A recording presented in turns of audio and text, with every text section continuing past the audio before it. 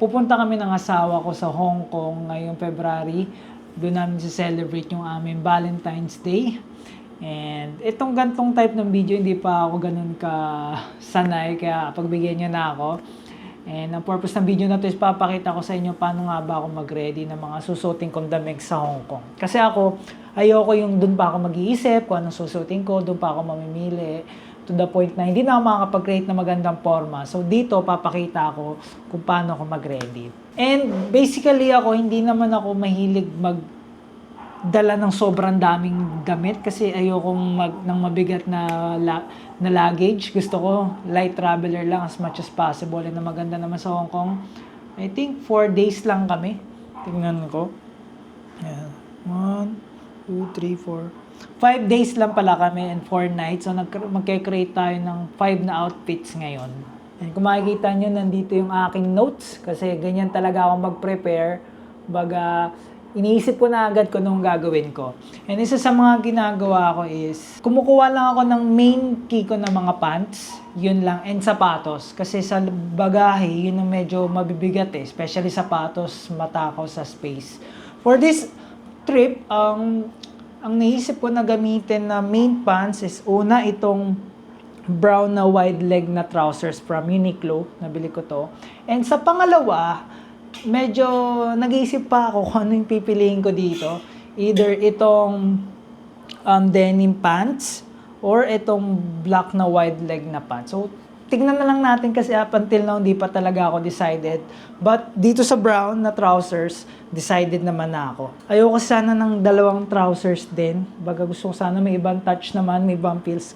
So that's why, nag-isip ako kung go ko pa tong jeans. Sa shoes, ang gagamitin natin is itong New Balance na 327. Actually, hindi ko ito madalas nagagamit sa mga trip ko abroad. Kasi ang usual na ginagamit ko is yung 9060. Sobrang sulit na sulit ko talaga yung tol. Kahit saan, nagagamit ko siya. Kasi ang maganda dun sa 9060 na New Balance, chunky siya. Ibig sabihin, mapapang-forma mo siya. Especially kung mga streetwear or mga softboy na forma or mga casual. And at the same time, komportable. Kasi meron akong Ultra Boost na shoes na ginagamit ko pang gym. Sobrang komportable niya. Like 10 out of 10. Kaso, hindi siya ganun kaganda pang forma. Like talagang pang athletic siya. So ito, may comfort siya. Hindi naman 10 out of 10. Like siguro mga 8, 8.5. But maganda siya. Yun kasi ang hinahanap ko sa isang outfit. Or sa isang sapatos. Gusto ko pang forma and comfort. Lalo na kung mag-abroad ako. Actually, itong mga outfit na to, naka-random pa to. No? Hindi ko alam kung ano yung gagamitin ko sa first day, sa second day, sa third day, or kahit saan. Ginawa ko lang muna siya. But usually, para may idea kayo, ang itinerary namin doon paglapag is libot-libot muna. Like Avenue of the Stars, city tour sa TST or Tsim Sha Tsui ba yun? Mag-check kami ng mga Rolex, Chrome Hearts, checking lang naman, Cartier, Levi's. Gusto ko mag-check kasi actually, wala pa akong Levi's na jeans. Gusto kong magkaroon ng ganun. Parang for me, if may ka pumorma, kailangan meron kang Levi's at least isa. For me lang naman yun.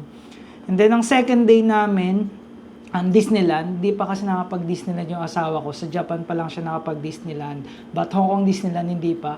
Kaya pumunta kami ulit. Kasi ako personally, ang Hong Kong ko is pang third ko na ata to or pang apat.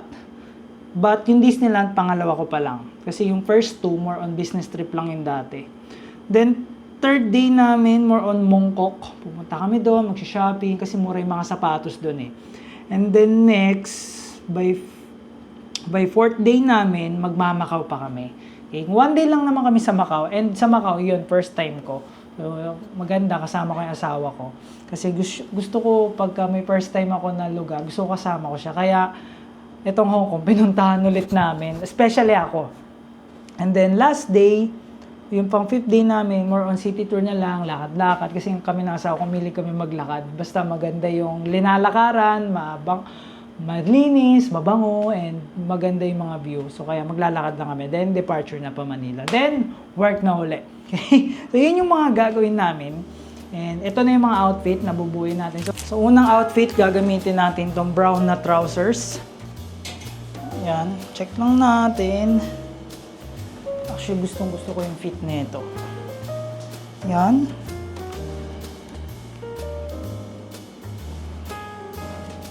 Ito. Siya. Yan. Gamitin natin yung white t-shirt. Ito yung white t-shirt na yun, which is nabili ko sa Uniqlo. Size medium siya. Yung hairstyle, hindi ko pa alam kung tatali ba tayo or nakalugay. We will see. Brown trousers to. Mag-hoodie pa pala tayo. Ito, naka-open lang siya ng ganyan. Then, for the hoodie gagamitin natin itong nabili natin sa Zara. Box type siya na oversize. Yan. Check. Naka-open na ito dito. Then, syempre, gagamit tayo ng shades. Ngayon kasi sinasanay ko yung sarili ko na gumamit talaga ng shades para, alam mo yun, mas mag-elevate yung forma natin. Dito sa first outfit na to, gagamitin natin tong Gentle Monster.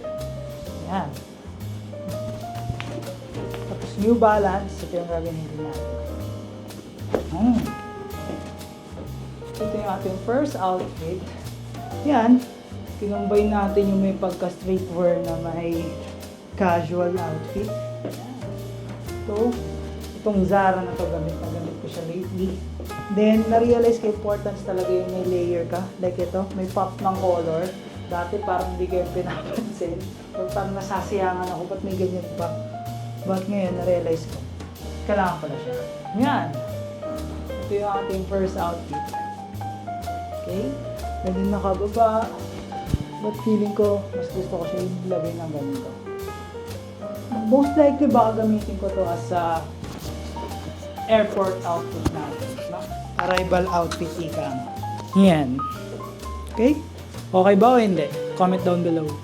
For the next outfit, gagamitin naman na natin tong green na cardigan. So, na-retain na lang muna natin to para mabilis yung shoot natin. Okay? Yan, suotin ko na. Conscious pa ako sa akin kasi feeling ko hindi pa siya ganun kaayos. Ito namang cardigan na to is nabili natin siya sa Thumbtack sa South Korea.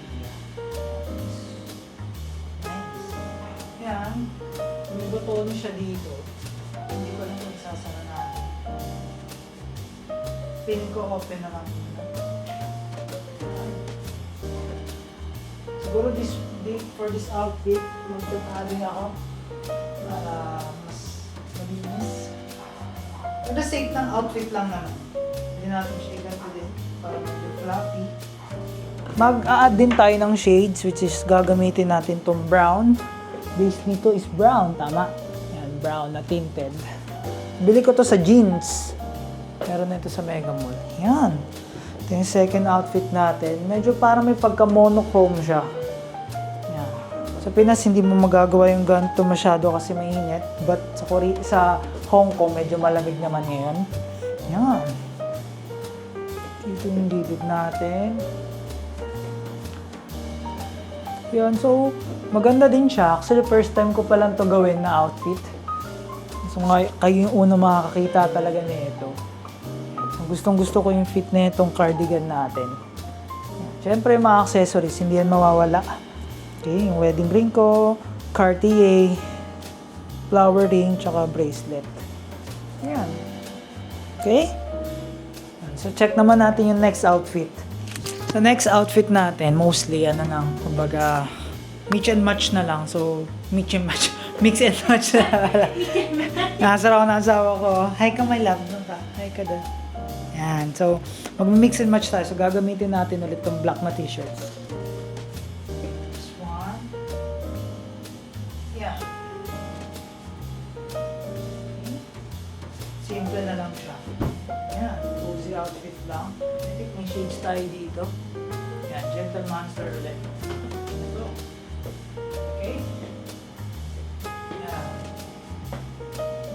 Next outfit natin, gagamitin na natin yung brown cardigan naman. Dark brown siya. Then, gagamit ulit tayo ng pink. May outfit natin. Simple lang. Sakto na bingan lang.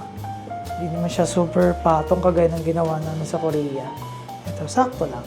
Yun yung mga outfit natin, and yung mga outfit natin, first time, most likely first time ko gumamit. Hindi naman first time, but yung mga gantong forma, ngayon ko lang din siya ginagawa kasi madalas more on medyo rockstar vibe or formal yung ginagawa ko.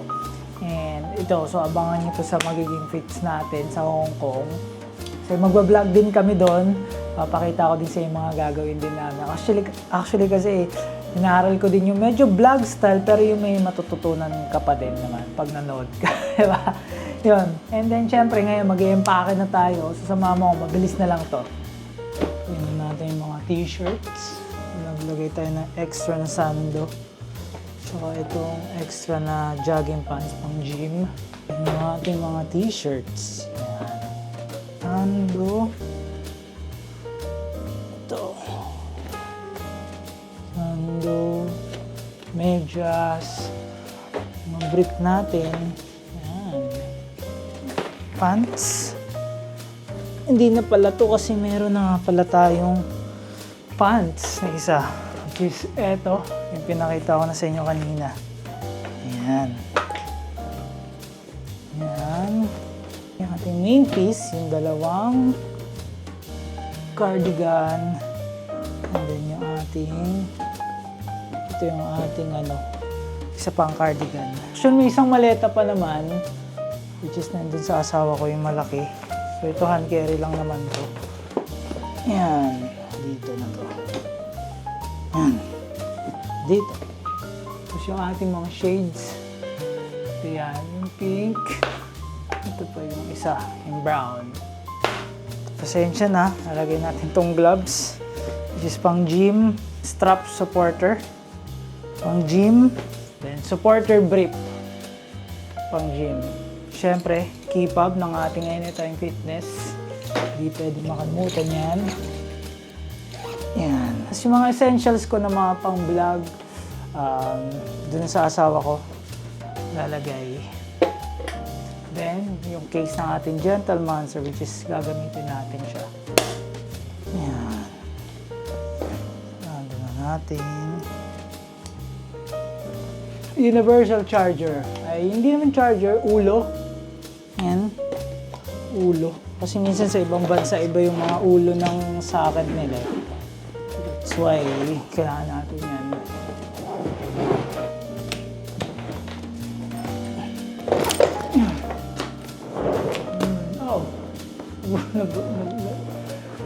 Tamaan.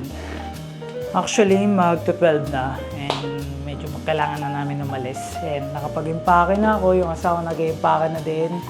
And unti na lang, alis na kami. And yun, nag-enjoy ako sa pag-create na itong vlog na to na somehow may passion tips na somehow kita niyo yung personal na buhay ko. Slight lang naman. Bear with me. So, kinakapa-kapa ako pa lang din yung gantong style ng video. And kung bago ka pa lang dito sa channel na to, I'm JC Style. So, make sure na mag-like and subscribe ka para sa mga next pa na mga videos. And yun lang, maraming salamat sa panonood. Abagan nyo yung Hong Kong vlog namin. Siyempre, pakita ko din yun sa inyo. And I'll try to incorporate din yung mga passion tips, siyempre. And yun, nag-experiment tayo ngayon. Try lang ng something new. We don't know what will work, o ano yung magki-click, but let's try. Kasi hindi ko pa nagawa yung ganito. And to be honest, medyo tamad din talaga ako mag-vlog. Tamad din talaga ako mag-shoot. Kaya gusto ko dati yung form ko ng content. Kasi mabilis lang yun eh. Sasabihin ko lang yung mga tips ko, then yun na. But ngayon, I want to try something new. I want to be more real and authentic. Ngayon ko lang mas naintindihan yung authentic pagdating sa content creation. Kasi dati medyo conscious pa ako. So ngayon, I'll try na mas maging authentic. At the same time, makapag-produce pa rin ng quality na content. And yun lang.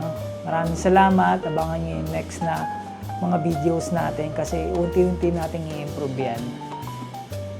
Ngayon, wala na makaisip. Maraming salamat. Like and subscribe. Yun lang. Bye-bye.